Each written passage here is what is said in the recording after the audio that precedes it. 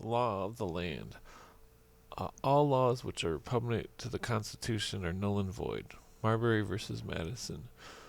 Uh, an unconstitutional act is not law. It confers no rights, imposes no duties, affords no protection, it creates no office. It is legal contemplation, as inoperative as though it had never passed. Norton versus Shelby County.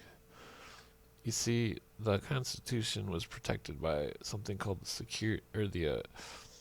Supremacy Clause, in that the Supremacy Clause says the same thing as Marbury versus Madison, which anything that conflicts with the Constitution is notwithstanding in law, and that includes treaties that are entered into or amendments that are added to the Constitution, which the Constitution itself is includes the Bill of Rights, because the Constitution wouldn't be signed without the Bill of Rights. Thus, any new amendments which conflict with previous amendments are unconstitutional.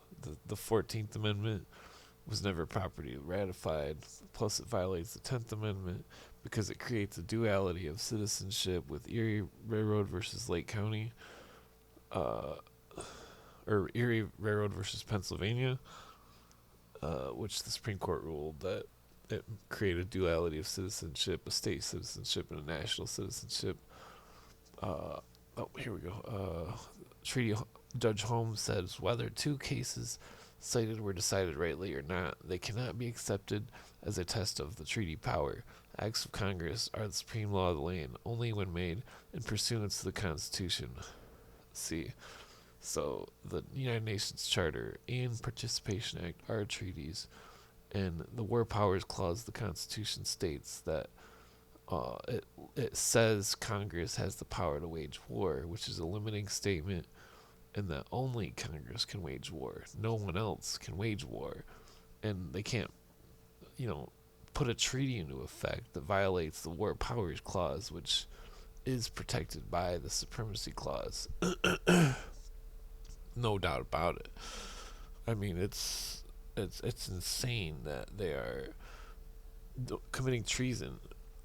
From the standpoint of our own American people, it will mean sending our men all over the earth as an international police force without the consent of Congress. It gives power to the Security Council to declare war, to arrange for the raising of armies and for their support. See Section 3, Article 43, Chapter 7. This is unconstitutional. It sets up a body, namely the Security Council, to prejudge a state of war and completely mobilize the forces of the United States. All of this is done in Chapter 7. You see, this is Congressional Record 1962, I believe. And, they're slowly wiping them off Google books, but, I mean, you could still find stuff about the Security Council and the UN, and it's unconstitutional, and how the Russians are controlling it, and it's not a matter of speculation. This is, nailed to the wall in the congressional records. It doesn't take a rocket scientist to understand that, the Supremacy Clause protects the Constitution, the treaty is unlawful, and when it was entered into, that was technically treason because they're aiding and abetting enemies of the United States, which Title 18, or wait, damn it, what, Title 18, I forget which Title 20, Title 20, I don't remember which law it is, but you can't aid and abet enemies of the United States. That's treason. And what they're doing is they've given the Security Council the power to wage war using American troops as their cannon fodder. And when they do that, this is, Americans think they're signing up to fight for America, but they're really signing up to be peacekeeping forces, quote unquote. Article 43 of the UN Charter, all members of the United Nations, in order to contribute to the maintenance of the international peace and security, undertake to make available to the Security Council on its call, in accordance with a special agreement or agreements, armed forces assistance and facilities, including rites of passage necessary for the purpose of maintaining international peace and security. Such agreement or agreements shall govern the numbers of and types of forces, their degree of readiness and general location, and the nature of the facilities and assistance to be provided. The agreement or agreements shall be negotiated as soon as possible on the initiative of the Security Council. They shall be concluded between the Security Council and members or between the Security Council and groups of members and shall be subject to ratification by the signatory states in accordance with their respective constitutional processes. But see, they violated the American sovereignty in the Constitution. Our country is supposed to, the Constitution is supposed to be the supreme law of the land. Notwithstanding, nothing can conflict with our Constitution, and yet they are violating it, committing treason every day. Nobody even understands because, they're not very bright. But this is part of one of the main points of research of William Cooper's work, where that, he was proving that the United Nations was controlling the United States military, and that this was an incredibly dangerous thing because, they have the power to do whatever they want with our military unconditionally. They can do anything. And then, their Security Council Undersecretary, who is the military advisor who calls out the orders. He's always been a communist general. Always. And that he's also always been a Russian. And there was a secret agreement, which I found two documentations of congressional record which state that the agreement between Molotov and the Molotov and the other guy. But this congressional record, the most important post, one of the most important positions with the entire organization, if not the most important, is that of the Undersecretary General for Political and Security Council Affairs. This is a little publicized office, and even less is known about the man who holds the job. This officer has three main areas of responsibility. They are: 1. Control all military and police functions of the UN peacekeeping forces. 2. Supervision of all disarmament moves on the part of the member nations and control of all atomic energy ultimately entrusted to UN for peaceful and other purposes. In view of the fact that these functions may one day constitute the ultimate power of life and death over every human being on the face of the earth, there would appear to be some minor justifications for us to be more than passingly curious over who will wield this power. Since the United Nations was created in 1945, there have been 8 men appointed to this position. 8 out of 8 appointed were communists. These men were Arkady Sobolov, USSR; Konstantin Zenchiko, USSR; Ilya Taharnchev, USSR; Dragislav Protich, USSR; Anatoly F. Dobrynin, USSR; George Petrovich Arkadov, USSR; Eugeny Dmitrievich Kisilov, USSR; the Vladimir blah blah blah blah, who holds the office at present. By secret agreement between the U.S. and the USSR, this important post will always be filled by a communist. And so you can Google those names, and you'll find extended versions of the list of people who were in this position, and you'll find that they were all communists. And I would say 98% of them are Russians, but they're 100% all communists. Because I might have seen a 90s list, and I think it had one Chinese leader, but the thing about it is that China is Russia. It holds the symbol of the hammer and the sickle. It celebrates Marx's birthday. It's it's simply a new version of the USSR. And the fall of the USSR was all, a falsehood. It was all to pretend like the KGB fell, when in fact they, joined alliance with the Nazis and created the United Nations World Socialist Government, which, uh, you know, William Cooper reads the court cases where the the UN Charter has been named the supreme law of the land above our Constitution, even though it violates the War Powers Clause and the Supremacy Clause that protects the War Powers Clause, and that our courts have already ruled that no law can conflict with our Constitution. Period. It doesn't matter what it is, what it's about. It can't conflict at all whatsoever. And the fact that all this is happening, under the wrath of these people that, you know, indiscriminately wage war against country after country who refuse to do business with the U.S. dollar, which is actually the International Monetary Fund trade-offs to the Treasury, which the Treasury is basically the International Monetary Fund, and for most of the time, the Secretary of the Treasury was the governor of the fund of the International Monetary Fund. And you'll find that this conspiracy is not a conspiracy. It's incredibly elaborate, and what they're doing is incredibly against the law. It's people are always wondering why are there so much war? Ooh. Now let us take a look at the record. According to Trigiv Lee, longtime Secretary General of the United Nations, he stated flatly that there was a secret agreement between Elgar Hiss and Molotov to the effect that the head of the United Nations military staff should always be a communist. That agreement has never been broken, and we have had a succession of communists filling that post, the present being Mr. Arkadov.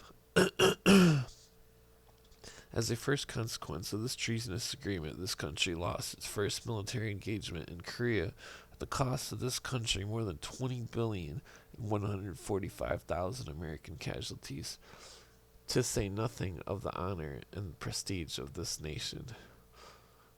You see, this every war since the Korean War was a UN war, and that the Congress, under the constitutional authority, hasn't waged war since World War One. You see, we're not waging war, and all the money is, from our federal taxes, which are also unconstitutional, by the way. This subject is enslaving America with unlawful taxes and infinity wars, which have never stopped, and we all know this. Vietnam, the fake Cold War, the hidden wars of Contra in the South America, where they were taking over the cartels for cocaine, so they could control the drug trade. The list goes on and on. My uncle was in Brazil and all those other places in the 80s, and he was a Contra fighter, and they were killing people that grew weed and coconeros. It was a secret war. In many cases, the censors were from the State Department, and most of their deletions were references to Khrushchev, as in the case of Major General Darcy, Deputy Army Chief of Staff. Darcy was told by the State Department, let's stay away from Khrushchev for the time being. The paragraph he wasn't allowed to read was, quote, that is why we have been eager to believe that Khrushchev's smiling face and outstretched hand were indications of a new attitude on the part of the Soviets. We have wanted to believe that he was coming to us in friendship and to establish peaceful relations. Another general was told that speeches recalling the Soviet leader's threat to bury us are against policy. That explanation was given to unknown censor to Major General Grant as blue pencil was applied to the Khrushchev reference. Quote, nevertheless, in his written statements and in other talks, he has indicated that the Soviet Union intends to bury us literally rather than figuratively, end quote. The paragraph never was read by Grant. Vice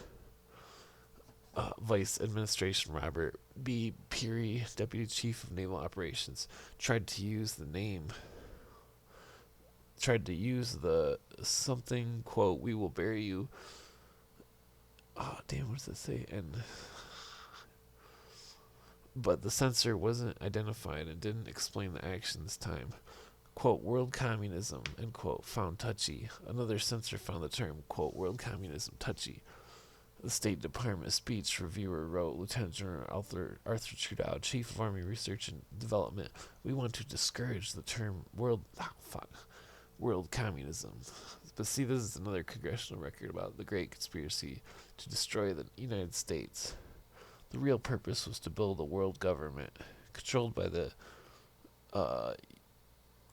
UN communists and their dupes in the United States. No produced the Charter of the United Nations. And the authority was, damn it, I cannot read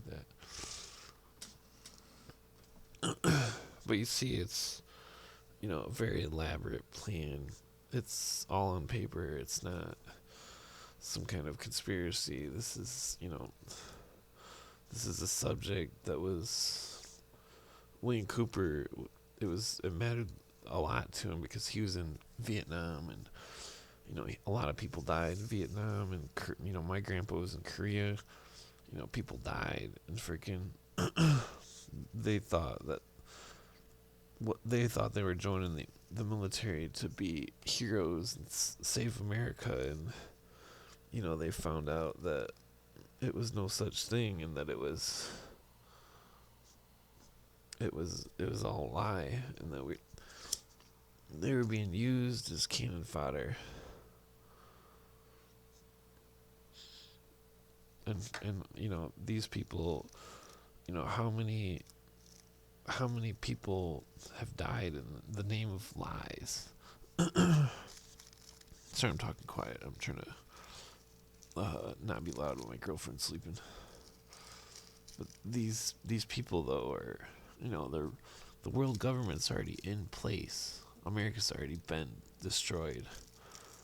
This is a thing from William Cooper's Treason Documented Files, which I was going to do a whole separate video on that. But, you can see the diagram where the peacekeeping forces grow bigger in the U.S. and the USSR's militaries grow smaller. The newspaper headline, U.S. Formula for Peace, Public Law 87-297. Damn it, I hope I didn't put this part on for too long. Because I can't really read it. But you see,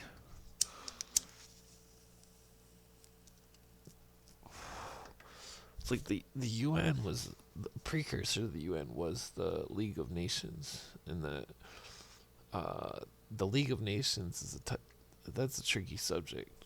But you see, the Nazis, because there wasn't just Project Paperclip and these other ones, but it's like in modern times, the WHO has been given power over world trade, and that see, here's talking about the disarmament stages, and that we're in stage 2, I believe, and there's a 4-stage disarmament, and that they're gonna disarm the whole country. It doesn't matter what you think about the law and the Constitution, because our Constitution's already been nullified. We have no gold and silver money.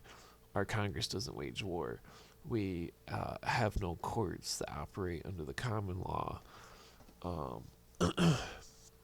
You see, the common law, the Constitution must be defined by the common law.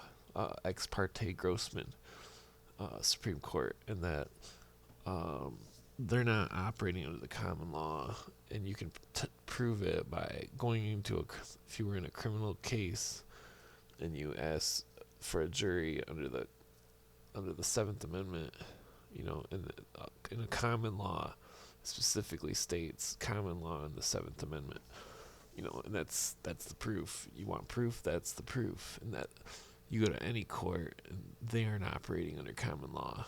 Thus, they aren't operating pursuant to the Constitution. The United States Program for General and Complete Disarmament in a Peaceful World. Up is down, down is up, as above, so below. Peace means war to these people. And when you sign up to the military, you become a peacekeeping force, the UN. It may be called the U.S. military, but these forces are not. JFK signed in this publication, Department Publication 7277, in that, modern day internet sugarcoats it like it's not a full discernment, but it is. Dmitry Menelsky of the Lenin School of Political Warfare in Moscow. War is the hill between communism and capitalism and is inevitable. Today, of course, we are not strong enough to attack. Our time will come, 20 to 30 years, to when we shall rise. An alarm of surprise. The bourgeoisie will something and be put to sleep. Damn it, I cannot read this. There will be electrifying overtures of these capitalist countries. Stupid and discontent will rejoice to cooperate. Damn it, I wish I could read that. They will leap together to chance to be friends. As soon as their guard is down, we shall smash them with our clenched fists. August 5th, 1963. You see, the Soviets, they're sitting there pretending like they're not gonna, for a while there, the internet was, if you looked up Khrushchev shoe banging incident, it said it was fake. Between Snopes and all these other sites, it said it was fake over and over for years. Finally on the internet does it say it's real, because it was real. They said they were going to bury us from within, and that, it's like William Cooper documents KGB and the American Board of Education. It's like these Soviets are not,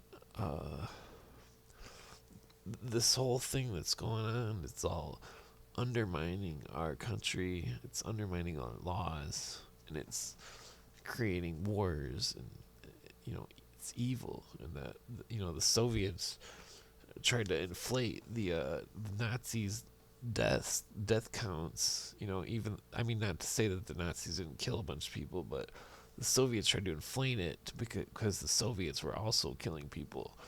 And, the Soviets weren't limited to killing people that they didn't like. They were killing their own people, too, through the outlawing of private farming and, 40 million people starving to death.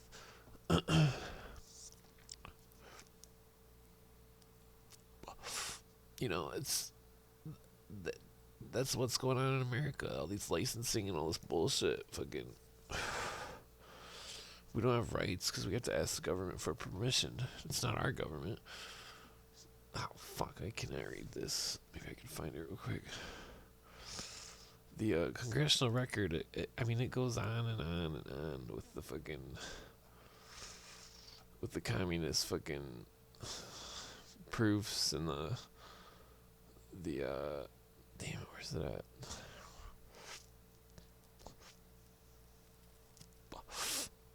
Take a breather anyways.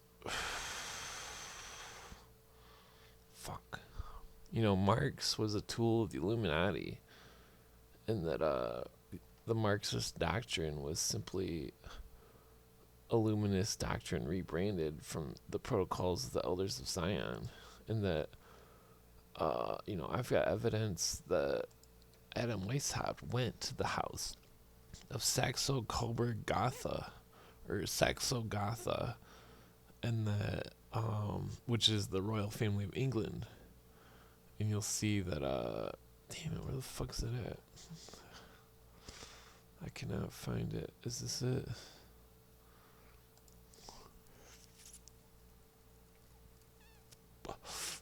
You'll see that the, fuck, how long is this gonna stay on here?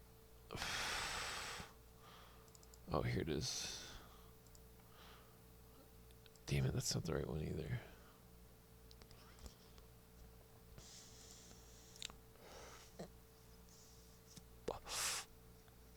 But Article 43 specifically, I was gonna put Article 43 in the this video, but you know, I want you to read it for yourself because fucking,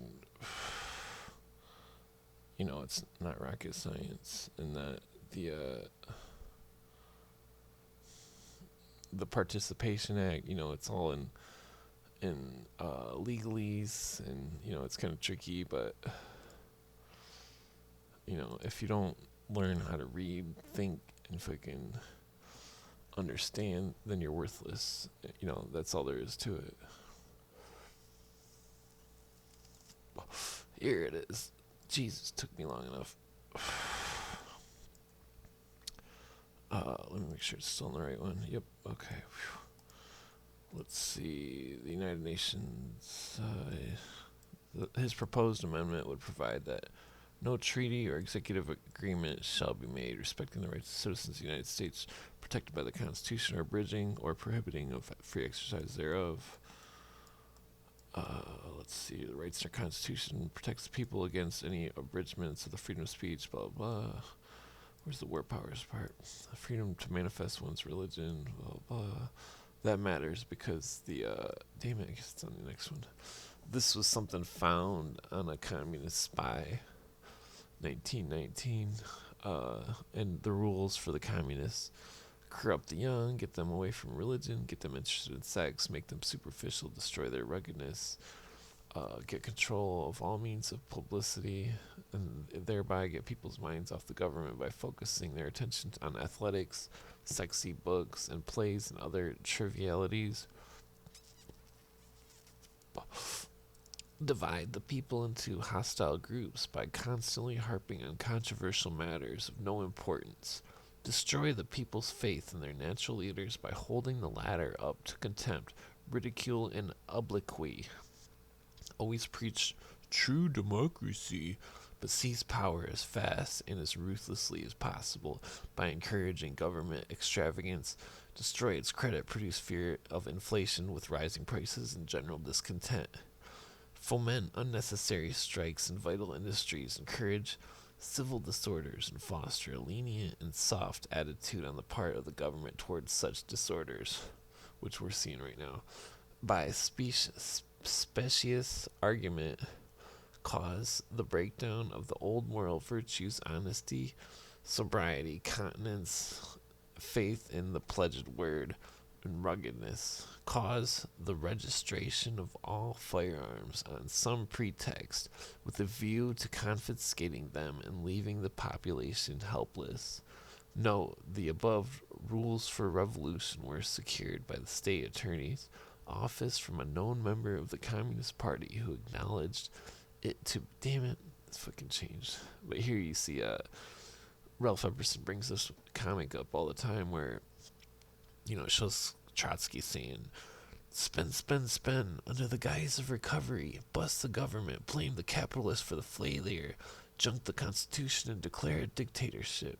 You see, they're New York, or most of these papers are owned by fucking, you know, communist world elite who are members who are towards the goals of the world elite, and that this is exactly what's happening. They're spending, spending, spending under the guise of recovery. You know, that's why they gave Amazon and Tesla a bunch of money during Corona for a quote-unquote bailout. That's why they bailed out 49,000 banks, or however many banks it was during Corona. You know, that was fucking perestroika. That was restructure, where they took away luxury items, and they made it necessary necessary jobs only. Think about that. That was, and Bush Senior was started implementing perestroika in like 91. He says it in a speech. Then he gave Gorbachev a fucking the Presidio army base. Damn it, I already got this one open so I can actually read it. Perspective International. Where's the good part? CIA sources said more than 100 Soviet nationals disguised as international civil servants employed by the UN Secretariat serve as KGB intelligence agents. The Soviets used their Secretariat employees, who, according to the UN Charter, must not be linked to any government, to collect intelligence, recruit agents, and conduct worldwide spy operations, their sources say. The Soviets don't just work by spying at the United Nations. The officials said they know that the Secretariat is very useful for creating impressions of the United Nations, that most countries in the world take positions favorable toward the Soviet or socialist point of view and are opposed to the United States. You see, this isn't very tough to put together, This isn't oh fuck. This isn't some kind of game. This is America. They're they're destroying our country. They've been destroying it for 70 plus years.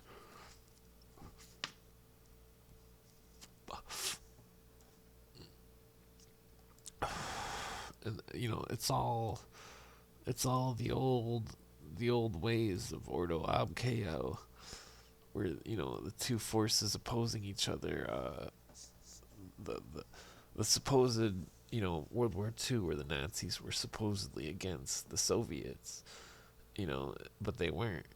They made a coin. Oh fuck.